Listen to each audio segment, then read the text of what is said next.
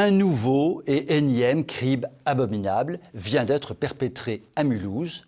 3 clandestins algériens n'ont rien trouvé de mieux à faire que d'aller égorger dans son appartement une femme qui ne demandait qu'à vivre. Et l'analyse de ses blessures révèle que la malheureuse a essayé de se défendre contre ces 3 ignobles individus. Si je vous parle de cette affaire, c'est qu'au même moment, je participe à une réunion dont les participants avaient grosso modo le profil suivant: cadre supérieur, ayant bénéficié d'un bon niveau d'instruction, bien installé, dans une vie bien confortable. Le sujet de la sécurité s'invita pendant la conversation. Et là, stupeur, stupéfaction, irritation et découragement, je m'aperçus que pas un des participants n'avait une réelle idée de ce qu'est l'insécurité en France. Pas moyen de leur faire sortir le moindre chiffre sur ce véritable problème. J'évoquais donc un seul chiffre, celui des 120 coups de couteau perpétrés quotidiennement dans notre cher vieux pays.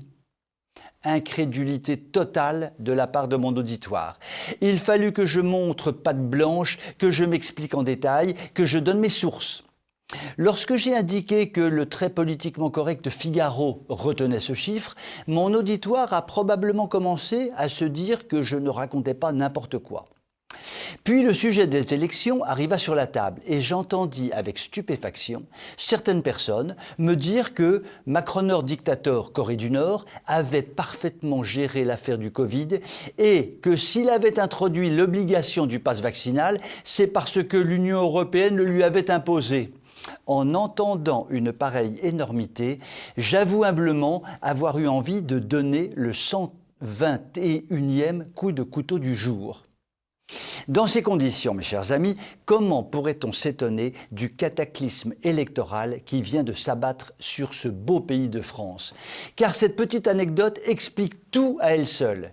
Elle démontre que les élites, entre guillemets, sont totalement lessivées par le système politico-médiatique qu'elles intègrent sans la moindre recherche de la vérité.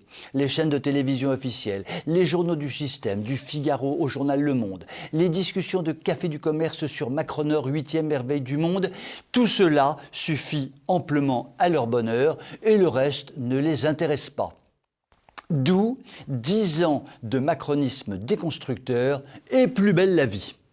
Le monde de la résistance se voit donc confier plus que jamais une double mission: combattre résolument les ennemis déclarés qui veulent démolir la France et remettre dans le droit chemin des élites, entre guillemets, qui apparemment ne font pas de mal à une mouche, mais qui en fait, par leur passivité totale, permettent aux déconstructeurs d'agir en toute impunité.